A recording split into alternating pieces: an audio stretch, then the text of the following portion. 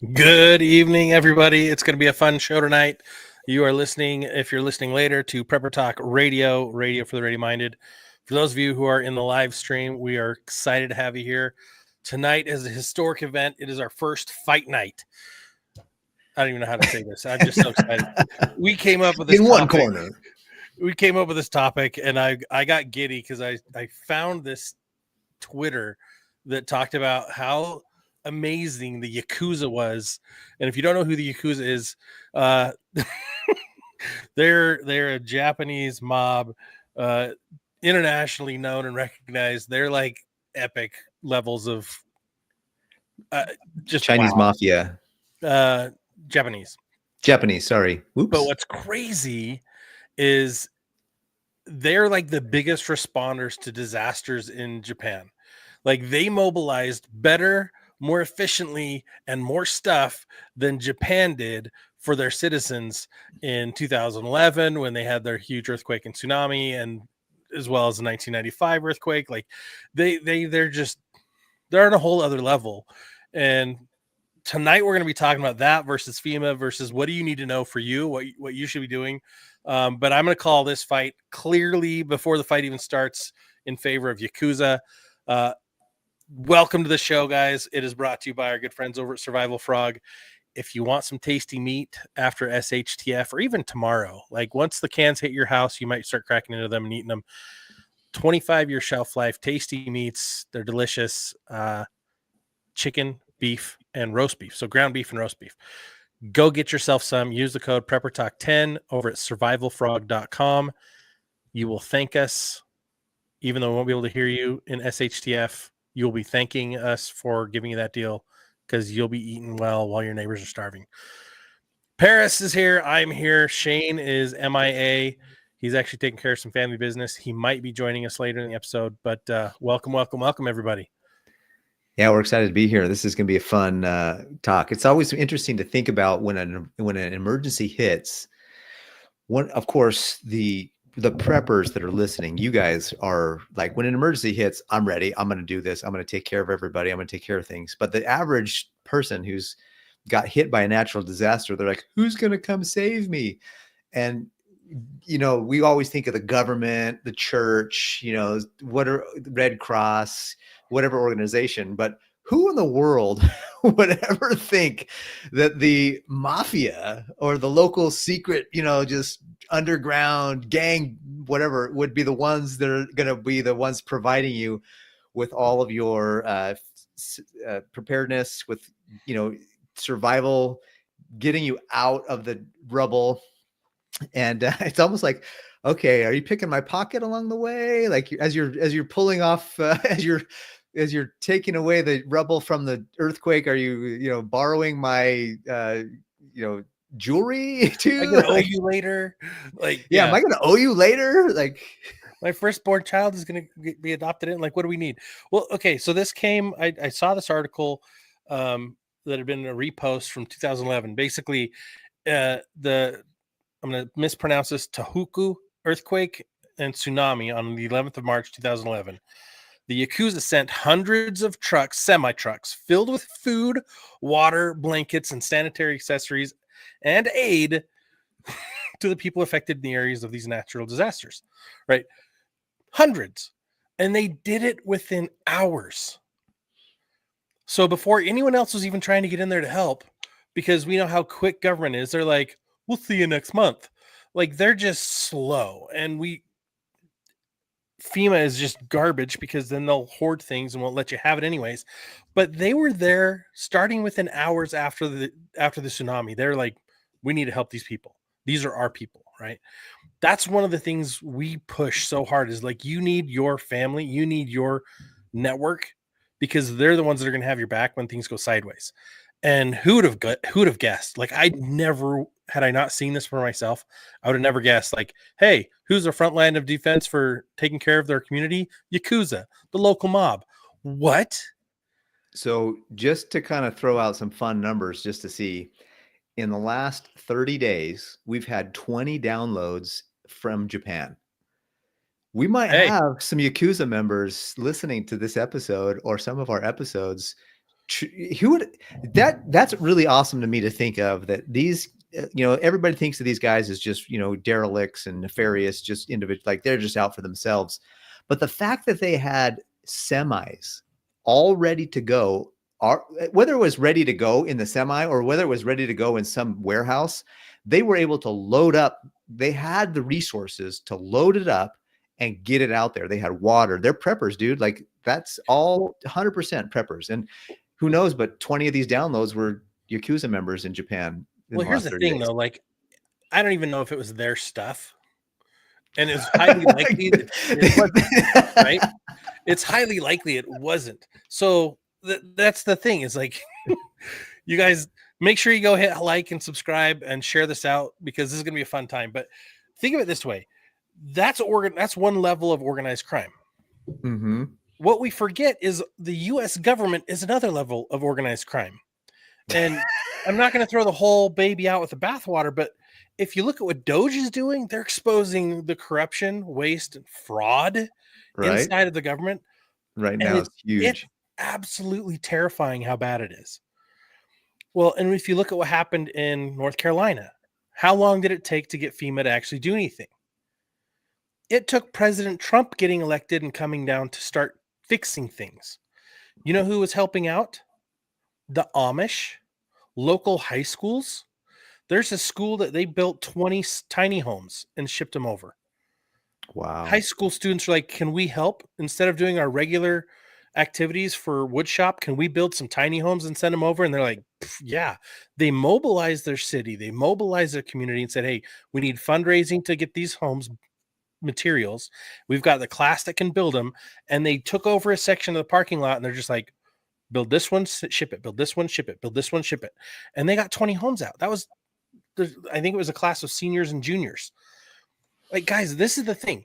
When Hurricane Katrina hit, who was the first group mobilized? Does anyone in the chat know? Who were the first people to go help? I know the LDS Church was pretty fast, but I don't know if they were the first. I believe they were second. I'm waiting in the chat to see if anybody knows who it was. It was a Navy, but it wasn't the U.S. Navy. Does anyone in the chat know? And for those listening, waiting on the Cajun Mafia. Rebecca says the Cajun Mafia. Cajun Mafia. Yeah, it was the Cajun Navy, right? It's a group of formerly ad hoc volunteer groups, private boat owners, airboats and otherwise, that came in to deliver relief and help with rescue. And a lot of them were being turned away, and they're like, yeah, screw you, we're going to help anyways. Like, that's the thing about it. Are they a mob or not? I doubt it. There's organization, right? Every organized group, you can call it either way and be like, oh, they're a mob, they're part of a cult, they're whatever. Or you could say they're that's kind of the same thing that happened in Hawaii, isn't it?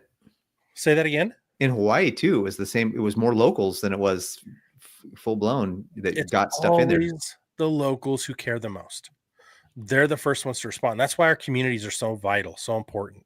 That's why we need to get involved with it. Like in my city, I'm part of the city community communications network.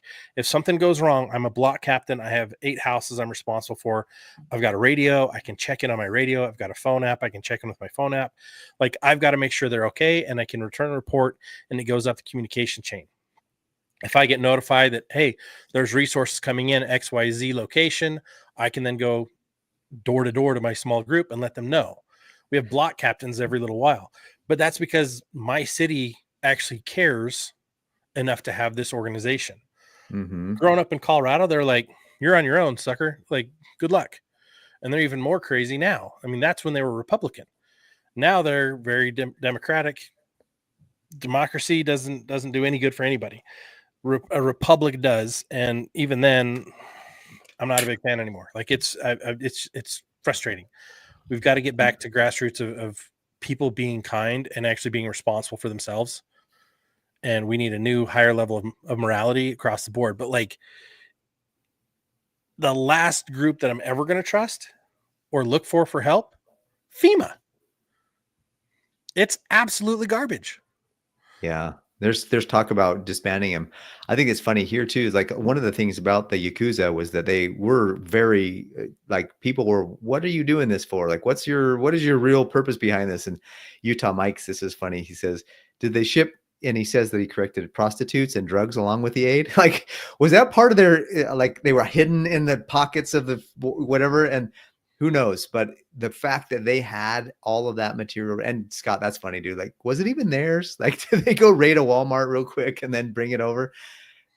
You know what? At the end of the day, they got the aid to the people, and we'll have to figure out what the purposes was, or what maybe they had ulterior motives. But that's so impressive that to have that in almost every natural disaster. When you think about it, the government organizations, whether it's fire, whether it's police, whether it's ambulances, whatever it is, that they're 3 to 4 days before they even get there. Like, we need help, like right now. And that's going to be the local neighbors. That's going to be the local people. That's exactly what you just said earlier, Scott, is exactly right. We got to have that local community, or else we're going to be 3 or 4 days before anybody else can get anything in there. Well, and look at the case for, what the wildfires in California. What aid was being provided to them outside of the communities? There was massive fundraising by American Red Cross and other groups, but how much that actually gets to where it helps? Hardly any of it, a small fraction. Because they got so much red tape, bureaucracy. Mm-hmm. Which goes back to, you have to be responsible for yourself. You have to be your own response team. You forget FEMA, make your own acronym for it, whatever you want, but you've got to take care of yourself. Like, here's the group you need to rely on: CYOB. Cover your own butt. Yeah, it's you. You are responsible for your family. You are responsible for taking care of your immediate needs and your community as best you can, right? I'm not saying store all your food storage to share with everybody else. That's physically impossible unless you own like 30 grain silos. Mm-hmm. You've got to be responsible to keep open lines of communication, help with local community service, help with local security. Like, when we had trees fall down during the major windstorm a couple of years ago, we were all pulling out our chainsaws and going to town, helping each other out, clearing off these fallen trees off yards, off sides of roofs, like wherever they were. There were even some just in the roads. We had to clear that so people can get by. Like, we all helped and take care of each other. But it's also like the neighborhood watch group too. You can't rely on groups like FEMA. FEMA doesn't care. And if they get disbanded, that'll be awesome, because then those funds can actually go somewhere where they actually help. Mm-hmm. A lot of those funds in the last few years were used for DEI crap as well as immigration crap. Where in that is an emergency? Nowhere. None of that make any sense for the charter of what FEMA is supposed to be. And they haven't helped with garbage in California. They were hindering a lot of the stuff going on in a lot of the disasters, actually, from reports that were coming in, that some of the locals were trying to bring in aid. Especially, I remember specifically some of the stories coming in from Hawaii that there was people with truckloads of water bottles and other resources that were being turned away. And there was another, I remember there was another thing, I can't remember where it was, but I saw there was like these guys would, on the regular roads, they were being turned away. So they were buying over like the land, over mountains, through fields, and cops were chasing them through those fields and saying, what do? You can't be doing this. And they're like, we're just bringing food and aid and water to these people who need it. What do you mean we can't do it? Like, it's so crazy. Right. So I wish Shane were here, because this would get even more lively. For those who are still wondering or listening and they're like, wait a minute, where's Shane? He's taking care of some family business tonight. He'll be back next week. He is not in, as some of the comments, he's not looking for funds to get out on bail. He is also not in apparent danger. He's safe and sound. He's just taking care of family business. Needed to make sure everybody's doing okay over there. But yeah, we love that guy. We miss that guy. But we do not love or miss FEMA. Like, no, there's no love for organizations like FEMA. They just don't care. Like, I'm originally from Idaho, and anyone that's ever lived in Idaho knows about the Teton Dam break. and here's my favorite thing. This is what speaks to community for me.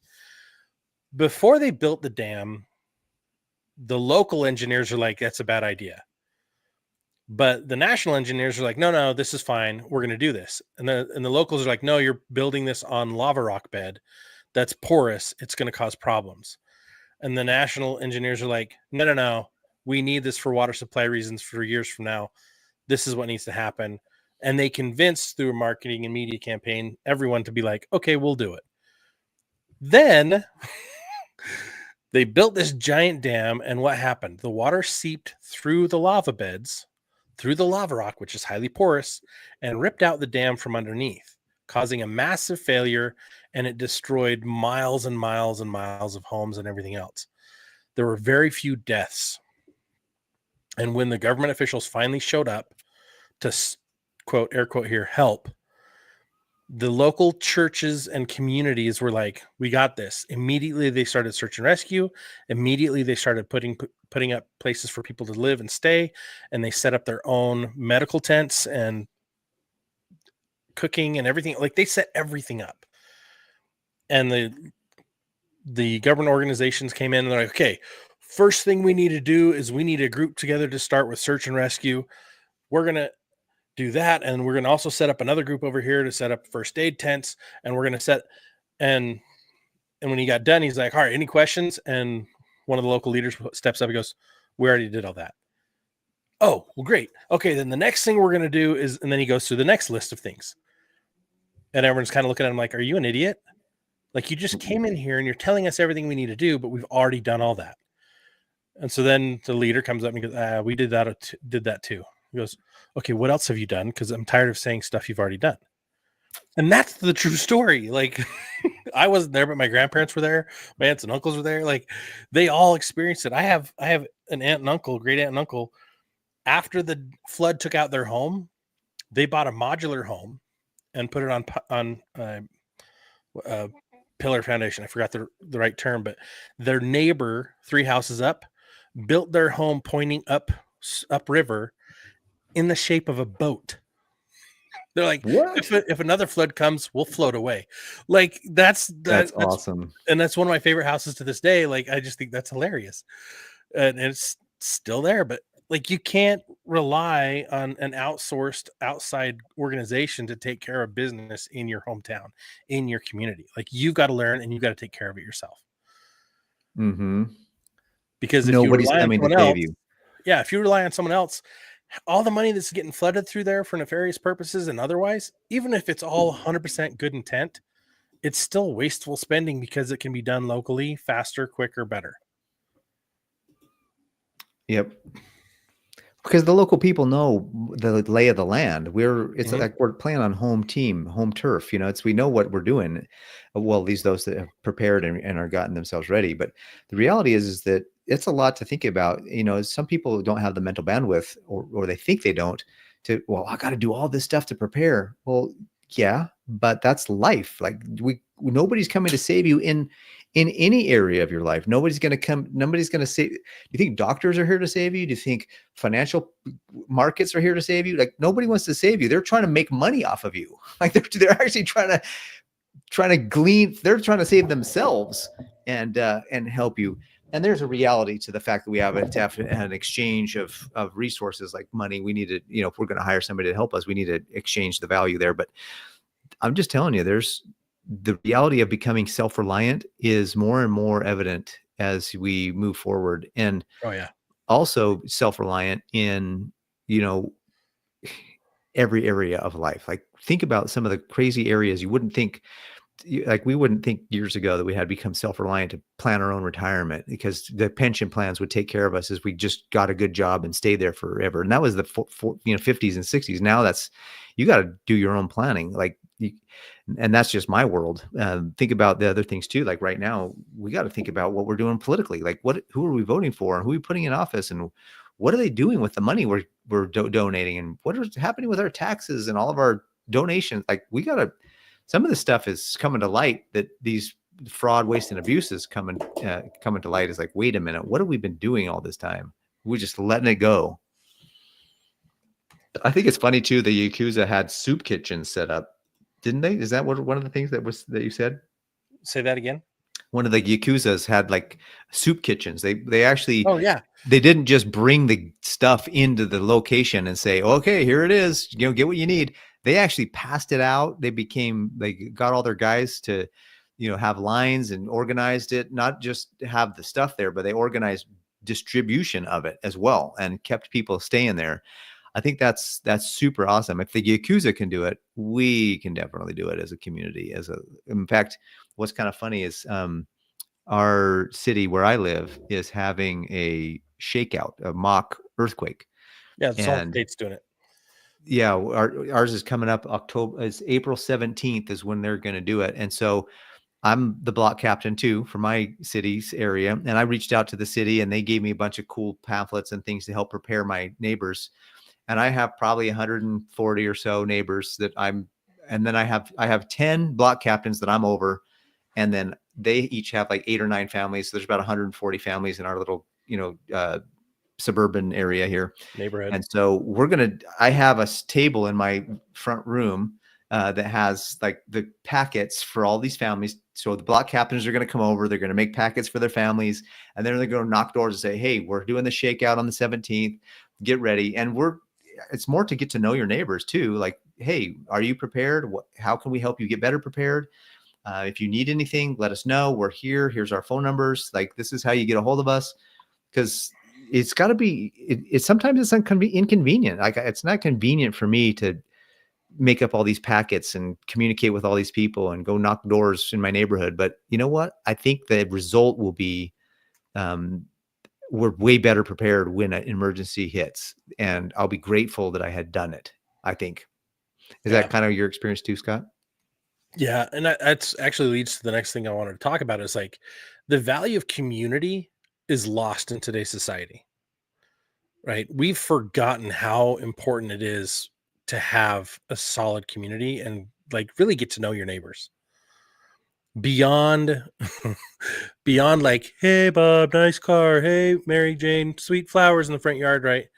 We need to get to know everybody again and actually engage with each other. And in my city, like we have, so I live in Bountiful, Utah, and our block captains and everything, it's set up by the city. The local church, LDS church, is very involved in helping organize it, but it's set up by the city, and so the city then works in conjunction with the church. But out of our 15 block captains in our little region, 10 of them are members of my church. The rest of them are not. Looks like we lost Paris. He'll be joining us back in here in a minute. So I don't know, and this is to answer Utah Mike your question. His may be by his ward, his may be by his city, but each, like growing up. Back. Hey, welcome back. Growing up in Colorado, our block captains were through our church. And it was just community organized. It had nothing to do with our city because our city could give a flying flip. So it's different depending on where you are, but mine, where I live, it's by city. The question was, is your block captain by city or is it organized by your church, the LDS church? So both. So our church coordinates because we're in Utah. The city, it's a little bit of church and state here in Utah. The lines are a little blurry, but it's both. Mostly, so the city has block captains, and the city actually does training for CERT, and they actually have a block captain training from the city. However, it's usually coordinated with the leaders of the church to come in although it's not required. You can be a block there's people in my area that are block captains that aren't members of the church, or they haven't gone in a long enough time that I don't even know if they are or not. But they just come because it's it's more of a community thing. I actually my neighbor across the street, I don't know if he is or isn't, but I walked over and said, hey, the city is doing this mock thing. We want to let you know so that you're prepared and ready so that any emergency, I mean, shoot, I don't care what church you belong to. When an earthquake hits, the earthquake isn't gonna be like, well, you're a member of that church. We're not going to hit your, I mean, like right. Your house isn't going to, like, I wish God was that. Well, I don't know. Scientology might say that. Right. Yeah. Right. I wish God was that particular with certain blessings, but anyways, he said very clearly in the New Testament, the sun shines on the wicked as well as the righteous. So the earthquake is going to shake the house of the wicked as well as the righteous. So you just got to be prepared no matter what you are. And so that's where it brings in a huge connection. To get really, there's several people in my street that don't go to our church, and they're totally excited about being part of this, community thing for emergency preparedness. It's kind of a way to bring people together in a different way. Yeah. And my hope is right. We're going to have bad things happen all the time, right?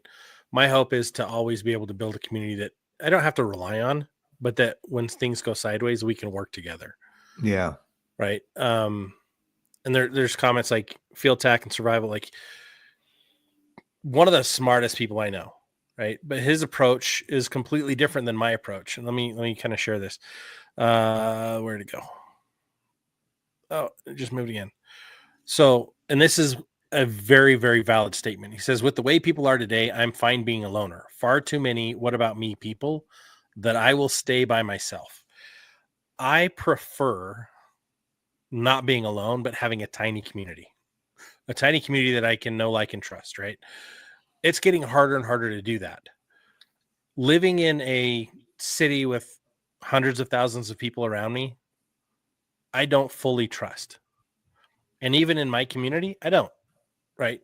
But there are people in my community that I do trust because I've been able to develop hard relationships with them. And when I say hard, I mean, we've bonded over tough discussions, and we've even had to call each other out on crap to get to that level. It's the conversation about, steel sharpens steel. And I think that's something that's missing in men's dynamics and men's relationships across the world right now, especially in the United States. We don't call each other out enough on our crap to help us be tougher, stronger, and better. And we need that feedback. Like if you're doing something stupid, you need to know. Right. I did a video on my financial channel about, if you earn money, don't be an idiot with it. And that was, somebody watched the video. Like, I loved that comment in your video. Don't be an idiot. So sometimes we need to be a little stronger with what we say, because people respond and say, whoa, wait a minute. Am I being an idiot with my money, with my preps, with my whatever I'm doing in life? Like, don't be an idiot. Well, there's like different levels of trust too that you can assign to different people. Like I can trust somebody else to help filter water, but I don't trust them to do security. Right? Yeah. And so you also have to be aware of people's abilities, and both cognitive and physical, right? And emotional, because some people, when bad things happen, they lose all sense of reality and they get into fight and flight mode, but they get stuck in flight mode flight mode and freak out, and they are of no use. Right. And so that's why I'm like, I like a small, tighter knit community. That's why I'm pushing to have my own family compound, expand my individual community, right, to a larger network of people that I already know and trust and have already gone through crap with, so that I can really know I can relate and rely on them, but also want to build strong community ties wherever I am, just so when things do go sideways, I know who to communicate with. Yeah. Right. Because I don't have the skills like field tac. Dude, I do not have the skills like field tac. He's got skills far beyond mine that he can be lone wolf and be completely fine.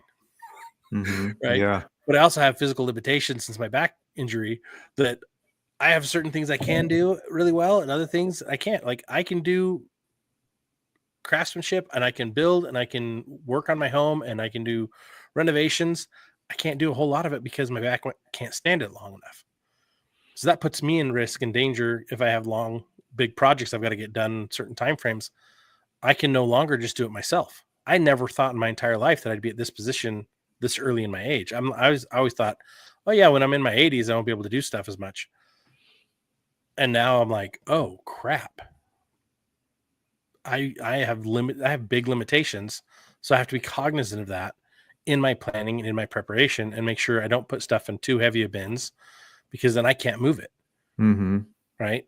Hopefully I can have some more healing that I can, but I've got to be aware of that. And everyone's got to be aware of their limitations and the limitations of those around them, because in a crisis, if you overload somebody that has limitations, that's going to break them. Yeah, I think it's important too to keep an eye out for, and this is just the merciful person in me, that keep an eye out for the seniors and the widows. Mm-hmm. Especially you gotta. There's speaking of that, in my particular church organization, there's a older couple. He is a ham radio operator, so I'm definitely going to use his skill sets as a communicator for our group, because he's already got a great setup. I've been to his house. He showed me his whole thing. He was so proud of it. But he's an older guy and his wife is older. And hey, if I need to give you a little extra, if I need to serve you a little extra because you're going to be the communication guy for our team, like that's how it works. Like, Mm-hmm. and there's might be some people, like I know another really, this lady is amazing. She's the sweetest lady. Like if you have a problem, she will bake you the best chocolate chip cookies, and you will open your door the next morning and you will see this plate of chocolate chip cookies and you know exactly who it's from. Like that lady's single. I'm going to make sure she's okay, because I want chocolate chip cookies when when it hits the fan, because she's the best. Like nobody makes chocolate chip cookies like this lady in my area anyways. So there's certain people like that that's like, you know what? I'm going to make sure they're okay too, because I feel like a little bit of an obligation. When I'm more able-bodied, I feel like there's a little bit of obligation to take care of those that are less able-bodied. And so I feel like and that goes along with what Utah Mike just posted. Yeah. I look back at my days as a Boy Scout and I think of like my civic duties, right? those are like falling apart as we look at the world. Like no one cares anymore about their country, their city, their community, their state, right? But I look at those merit badges and I'm like, it's been ingrained into me to try to care and to try to help. Yeah. Right. And so I love what Utah Mike says here. He's like, my neighborhood, there's doctors, nurses, hygienists, mechanics, gardeners, pool owners. There's no way I would exclude them. Right. I'll exclude someone who's a danger and a threat. But if someone has shown to be capable and willing, I'll always keep track of those people so that I can try to get them involved. Yep. Right. But then you also have to look at this statement from Field Tax Survival Official. Like this is key too. Even groups that I work with are so divided, but claim they are a community. I get individuals of these groups coming to me separately, wanting to know what they can do as individuals. This is why I hate the idea of being in a prepper group, because everyone has a different idea of how the group should be run and what should be done. Mm-hmm. I believe the better way to do it is to have a whole bunch of preppers personally prepared themselves, their families, and as resourced as possible, so that when things do go sideways, we can come together and utilize our skills to fix things, but not pull from one person to help somebody else, right? Not take Mm-hmm. somebody else's resources or exclude them because of a belief or ideas or something else, right? Let them keep their stuff. That's theirs. I want to keep my stuff. That's mine. Right. In psychology, they call it interdependence. And you can't have interdependence if you don't have independence first. Oh And yeah. so you have to be independent in order to, so the synergy works when everybody in the group knows what they're doing. Like I just took my car to the mechanic today and there was a leak, and it was a lube oil filter, but then there was a leak, and the leak was, anyways, hundreds of dollars. The point is that if any part of my engine isn't working, the synergistic effect of my vehicle being able to move is not going to work. So each part of that engine has to work independently, but independently they work interdependently to create a whole engine. Like my spark plugs Yeah. aren't going to say, well, I, need the, radiator to help me. No, the spark plug does its job exactly the way it needs to do its job. The radiator does its job exactly. I don't even know if I'm even using the right words here. I'm not that mechanically inclined, but the point is each one of those parts does their job exactly as they're supposed to. And then they come together to create an engine that can move a car forward. And that's the way I think of it, as independence. Like each person knows what their job is. They're all doing their job, but they can come together and interdependently create some synergy that moves the ball forward, that gets that progress is made. That's what it means to me anyways. Well, as we think of all this stuff and now apply it back to FEMA, right? This is the thought that comes to mind. And this Anthony gave us this nugget. He says, not hard to know who is being an idiot versus who is an idiot. Avoid the latter. right? We know with organizations like FEMA, they're intentionally idiotic, Mm-hmm. right? The people who are not qualified for the positions they have, not qualified to make the right decisions, not looking out for the best interest of people, right? They're looking out for the best interest of themselves. And so they are not people to rely on or include, Mm-hmm. right? We all have village idiots wherever you are. You've got your own. That's a big enough problem. You don't want an entire organization rolling into town saying, here's how you're going to do things. That's why it's so important to have good relationships in your community. Like, To quote Ronald Reagan, the 5 most scary words in the world are "I'm from the government and I'm here to help." yeah. But then you've got, Or okay, or maybe 9 words, whatever it is. here's where I like the structure of the Yakuza. And hopefully I'm saying it more and more correct as we go. But uh, if you don't have a hierarchy, you don't have order, you have chaos. Yeah, there Right. need to be leaders and chiefs and Indians, so to speak. Yeah, there needs to be leadership, managers, and workers. And that's how you organize and that's how you get things done. If you want to Mhm. build a skyscraper, it's the engineers don't do it. They provide the instructions. They provide the directions. The superintendent then says, okay, this crew's doing that, this crew's doing that, this crew's doing that, right? And then the job site supervisors are supervising each section to make sure it's done by whom? The workers. Mhm. Whether you're a leader or a worker, you've got to know the big picture as well, like the macro and the micro. The Yakuza, they were organized, whether the stuff was bought and purchased or they stole it, right? At this point, it's like people were taken care of. Yeah, yeah. And I'm sure insurance had to take care of a lot of things. Who knows? I don't know. But I look at the end results and I say, hey, that's a lot better than what FEMA did. So I think solidly the Yakuza won over FEMA, Yeah. right? Hands down. Um, in Colorado, I grew up, there's the Denver Dumb Friends League. And I always thought, I'm like, who are these people that they call dumb friends? It was so confusing to me. It was an animal shelter. It took me a couple of years to figure that out. I was a little kid, but I'm like, why do they call them dumb friends? This is sad. But then once I found out animals, I'm like, oh, because they don't have the intelligence to speak. I get it. But I don't really think FEMA has the intelligence to speak. Like they're just, it's bad all the way around. And so Well, the there's so more, much blood, there's so much red tape. I mean, they gotta follow all the dumb rules. It's like, you know yeah, what? Just get the job done. Like, that's what we gotta do.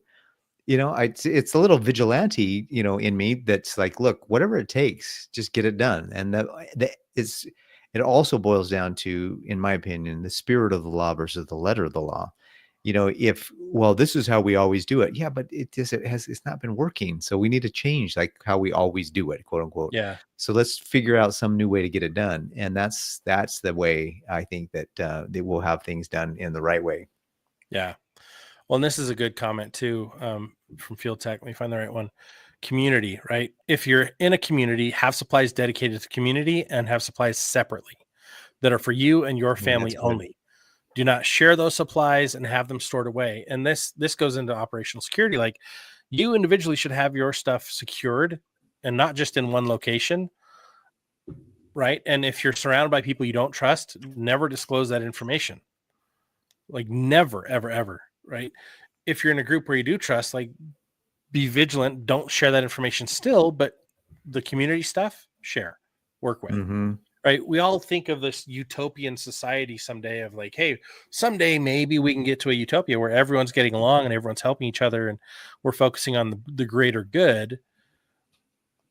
But the reality of that in today's society, I would say it's impossible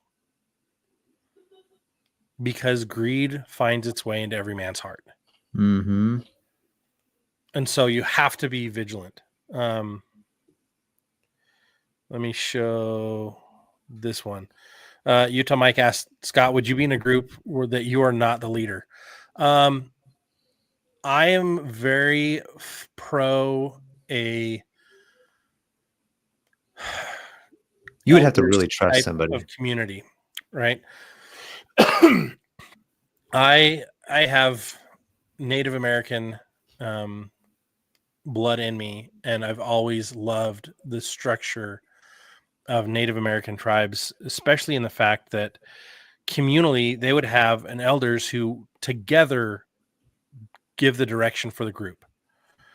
I don't think that there's a better way to do that. If you give one person the power to be a leader, I think that's dangerous. But if you give a group of wiser people or more educated people, educated in life experience, that's where wisdom comes from, right? I don't care if you have a diploma. I don't care if you have a degree. I don't care if you're a doctor. I don't like that's not what I'm talking about here. I'm talking about logic and understanding of how things work and how to work with people, how life is, and experience to know what you should or shouldn't do. Having a group together, working together to make those decisions, and then utilizing the resources in the group to be able to get things done and say, okay, we're going to assign this group these 5 people, I need you to go do this. This 6 people, I need you to go do that. And this, but by having it as a group decision with a kind of an elder society, or what do Like you a call it in council, business? Like a council or a board, a a board of board, right? directors. A Yeah. board of directors saying, okay, these are the top priorities. This is what we need to focus on. I like that idea because then it gives people a say. They can vote. They can say, hey, I feel like we should do this, and have regular councils where you're like, okay, as a group, here's some of the priorities we need to focus on. Is there anything else that we're not thinking of? And have everybody there to say, yeah, we're forgetting this or we're forgetting that, or what about this?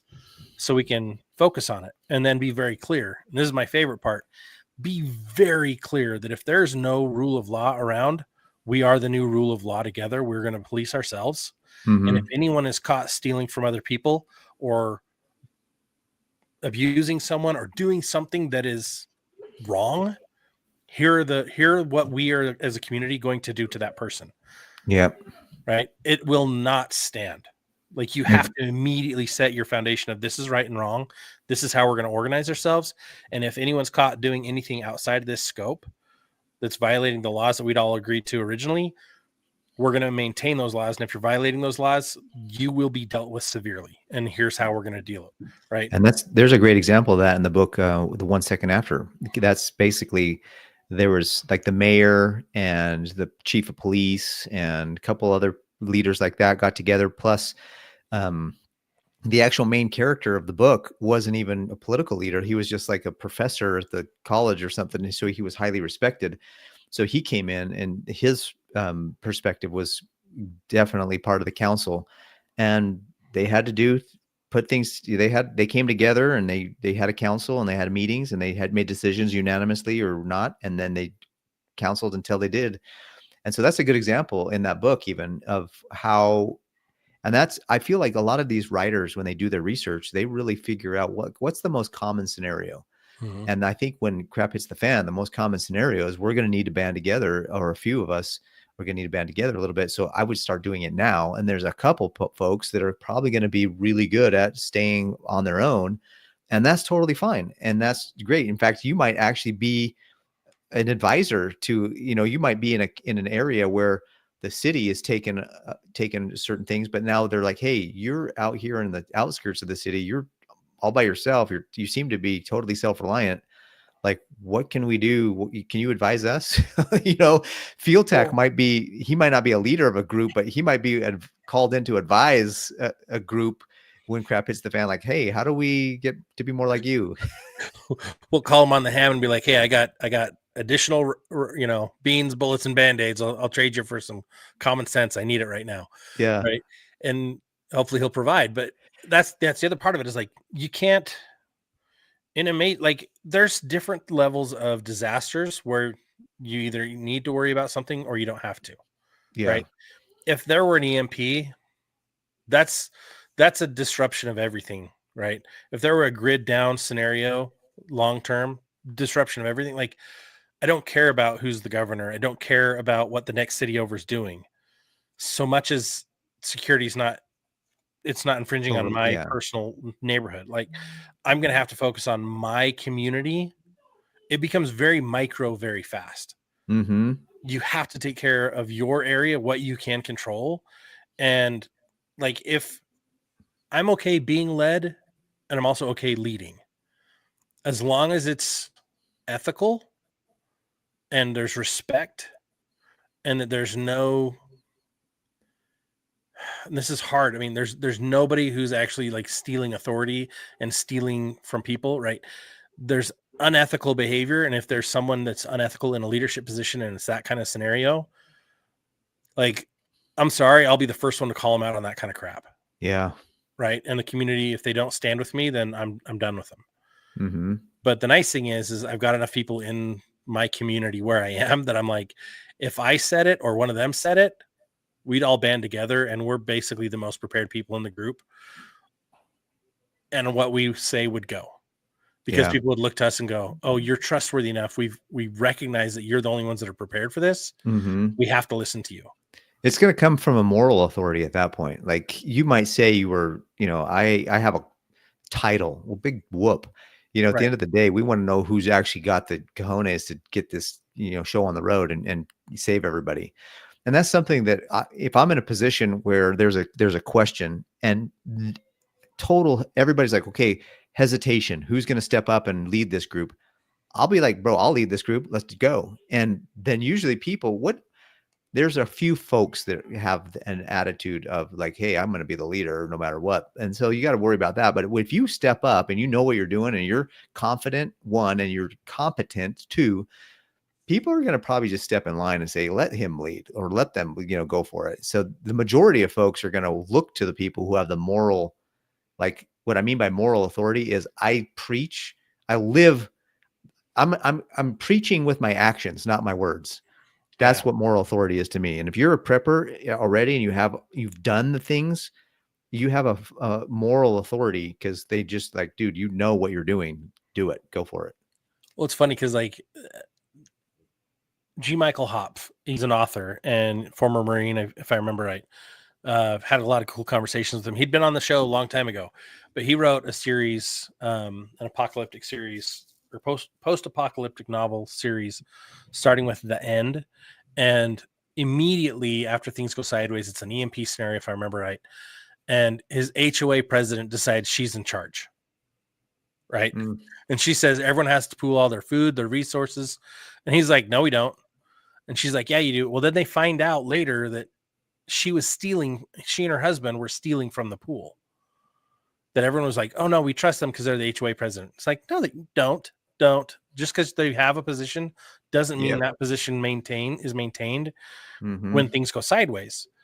Like, look for the people you respect the most and who have the most wisdom to place in council to discuss and plan and prioritize things.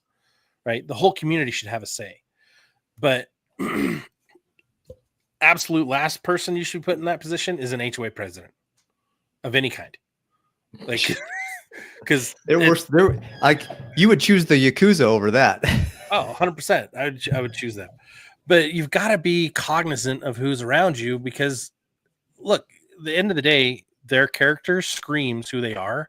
Mm-hmm. And however long you've known them or not known them, like your interactions are going to tell you if they're trustworthy or not.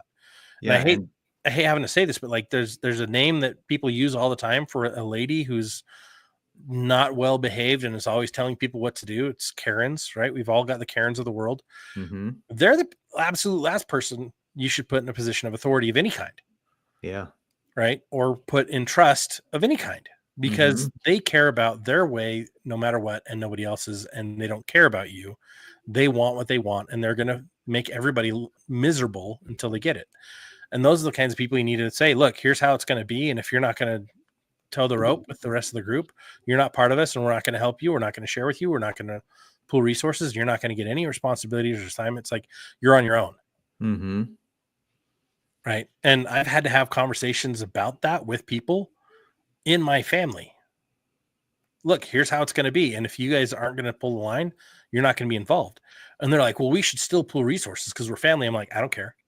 You're not family to me if you don't help now. Yeah. You're not getting any aid when, right? If they demand my help now and they don't provide help when I ask for it, that's not how you treat each other to be able to be in a place of respect and to be able to work together in a crisis. Mm-hmm. Because they're takers. They're not willing to be partakers in the trial. It goes back to the little red hen, Are you going to help me make the bread? Nope. but everybody wants to eat the bread once it's cooked, but nobody wants to help prepare it. And there's some reality to that fable or analogy, metaphor, whatever that is. It's, trust the people who put in the effort and put in the work and did the time and are willing to participate, not the people who want to just come in and swoop in once the results are in and not have helped at all. Like there's some reality to that. So Yeah. that's one of the hard things to think about when crap hits the fan. What are you going to do? And how are you going to, well, I was in my church group recently and one of the guys said, hey, I never thought of this, but one of my guys was telling me about what if somebody comes in and like tries to take our food and steal our food? What do we do? And he was talking about basically werewolf preppers. And I'm like, those guys, that's why whatever you do, have a plan for it. Like those scenarios, you need to have a plan for. Like, what if somebody comes in what if a marauding group comes in with guns and says, give us all your food or we're going to, kill this person. We got to have a plan for like, what would you do? And that's why part of you the need radios and snipers and location on security so they don't get to that point. right. You have to defend yourself before they get there. If you see a threat coming in force, you've either got to tally out, get out of there, or you've got to meet them with force before they get to a position of authority or a higher power, right? Yeah. You've got to get rid of them and remove them as quickly as possible. But it's not always as easy as what I'm saying. In fact, it never is. And I mean, another example of that is that, people today, when everything's great, they're always kind and they're always, oh yeah, we'll help. We'll be a part of it. But when their kid is starving and they have no food, boy, you better watch out what they're capable of. Even the greatest of Christians can turn into some pretty, they're willing to do some things to save their kids, you know what I mean? Potentially. So just be careful because you never know. I've got to jump into the chat. Like, I love this group so much.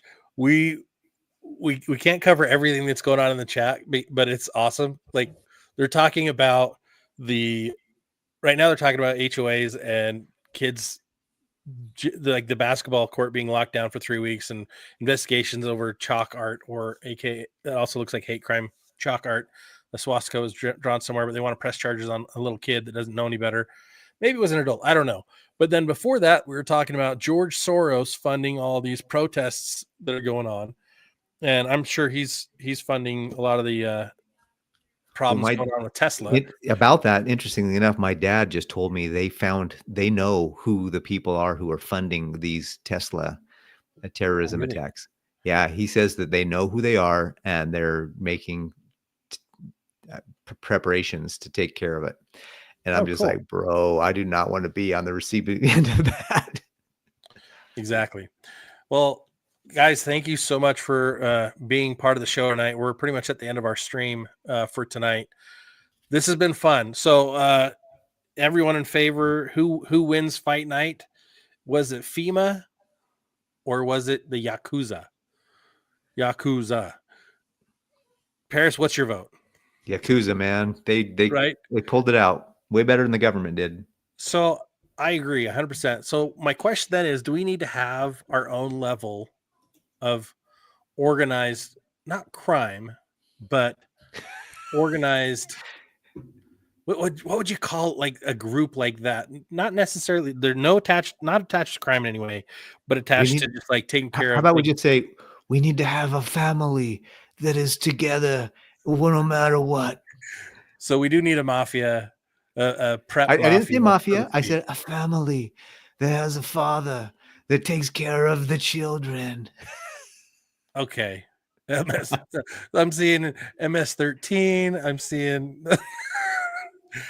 oh man, like whatever it is, guys, here's what you got to do. You got to take care of your own first and foremost. Cover your own needs, then focus on your community and what you can do to help each other. You've been listening to Prepper Talk Radio. We are radio for the ready-minded. Go get your survival meats, the tasty kind, over at Survival Frog. They've also got some other cool gear, and make sure you also go get your coupon code out, which is Prepper Talk 10, the number 10 at the end, numerical, not spelled out. And then also check out Ham Radio Prep. Use the code Prepper Talk, save $10 on their bundle. It is so worth it to have all your ducks in a row if you can. And the best way to start is with a good plan. And you can get those resources at preppertalkradio.com. On our resources page, we've got training guides, planning guides, food storage calculators, and kit checklists. So go get that. It's free. It's one of our ways we love to help you guys out. And if you have content you want on the show, make sure you let us know. Best way to do that is in our group, Emergency Prep and Self-Reliance, over on Facebook. I know it's controlled by the enemy, but it also serves a purpose for now. Until next time, stay ready-minded, keep that head on a swivel, and don't be a bobblehead. Take care, guys.